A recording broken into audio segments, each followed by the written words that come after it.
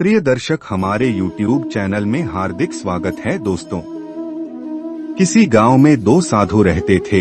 वे दिन भर भीख मांगते और मंदिर में पूजा करते थे। एक दिन गांव में आंधी आ गई और बहुत जोरों की बारिश होने लगी।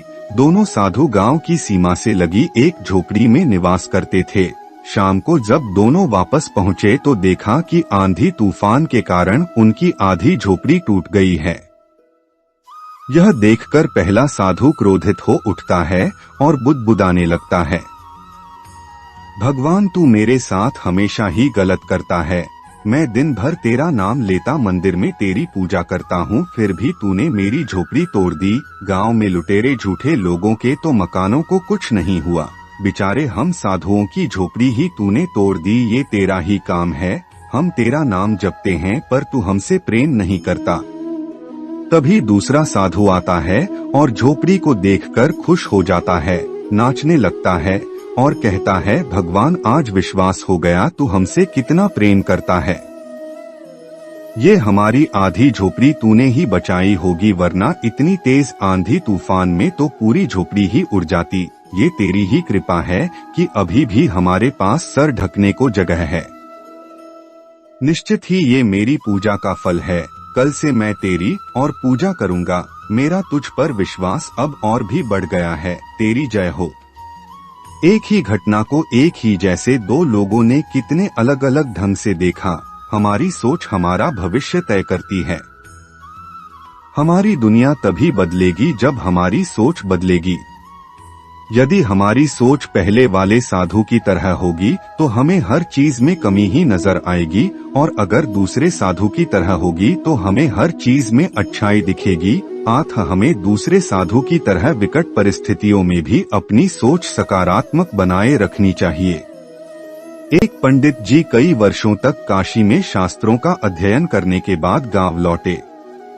पूरे गांव में प्रसिद्धि हुई कि काशी से शिक्षित होकर आए हैं और धर्म से जुड़े किसी भी पहेली को सुलझा सकते हैं। प्रसिद्धि सुनकर एक किसान उनके पास आया और उसने पूछ लिया, पंडित जी, आप हमें यह बताइए कि पाप का गुरु कौन है। प्रश्न सुनकर पंडित जी चकरा गए। उन्होंने धर्म व आध्यात्मिक गुरु तो सुने थे, लेकिन पाप का भी गुरु होता है, यह उनकी समझ और ज्ञान के बाहर था। पंडित जी को लगा कि उनका अध्ययन अभी अधूरा रह गया है। वह फिर काशी लौटे, अनेक गुरुओं से मिले, लेकिन उन्हें किसी से सवाल का जवाब नहीं मिला। अचानक एक दिन उनकी मुलाकात एक गणिका वेश्या से हो गई। उसने पंडित जी से परेशानी का कारण पूछा तो उन्होंने अपनी समस्या बता दी। गणिका बोली, पंडित जी, इसका उत्तर है तो बहुत सरल, लेकिन उत्तर पाने के लिए आपको कुछ दिन मेरे पड़ोस में रहना होगा। पंडित जी इस ज्ञान के लिए ही तो भटक रहे थे। वह तुरंत तैयार हो गए। गणिका ने अपने पास ही उनके रहने की अलग से व्यवस्था कर दी। पंडित जी किसी के हाथ का बना खाना नहीं खाते थे। अपने नियम, आचार और धर्म परंपरा के अनुयायी थे।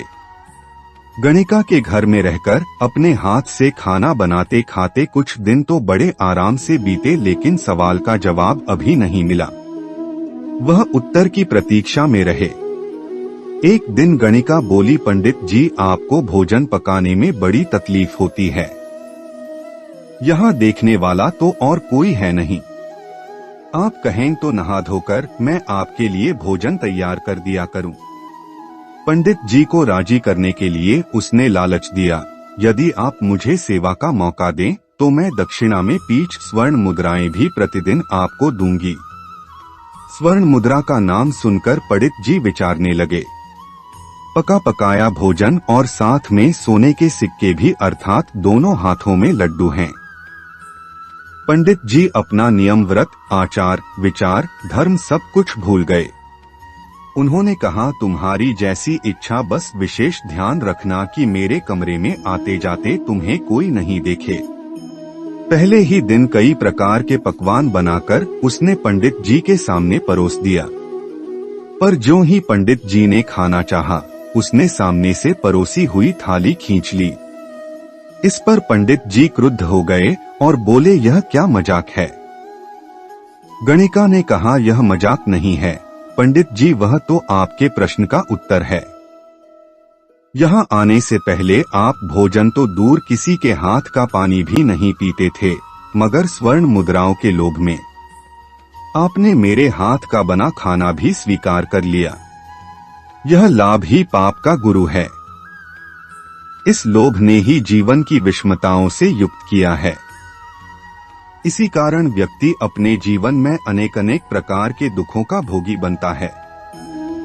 संसार में मनुष्य अनेक पाप कर्म इसी लोभ के कारण ही करता है।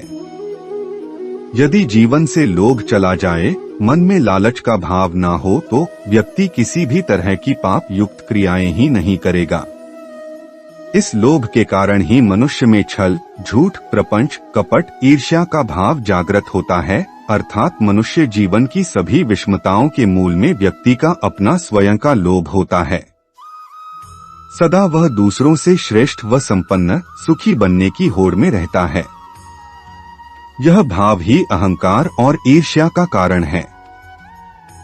यदि व्यक्ति स्वयं का आकलन कर जो उसे ईश्वर ने दिया है, उसी में संतुष्ट और प्रसन्न रहना सीख ले, तो उसके जीवन की अधिकांश समस्याएं समाप्त हो जाएं। परंतु आज के युग में ऐसा बिरला ही कोई व्यक्ति हो जो ऐसे भावों से युक्त जीवन व्यतीत करना चाहता हो। इसी कारण व्यक्ति लोभ के चक्कर में अनर्गल क्रियाओं में लिप्त हो जाता है, जिसका दुष्परिणाम उसे स्वयं ही भोगना पड़ता है। और उस दुष्परिणाम को भोगते समय वह ईश्वर, गुरु पर रुष्ट होता है कि मुझे कैसा दुख आपने दिया। परंतु वह अपने स्वयं के कर्म की ओर नहीं देखता है। इस चैनल का मकसद यही है, सनातन धर्म के प्राचीन रहस्य ज्ञान आप तक पहुँचे। उम्मीद है यह प्रस्तुति पसंद आई है। कमेंट में हर हर महादेव लिखें और ऐसे ही ज्ञान भरी बातें जानने के लिए हमारे चैनल को सब्सक्राइब करें, लाइक करें। धन्यवाद।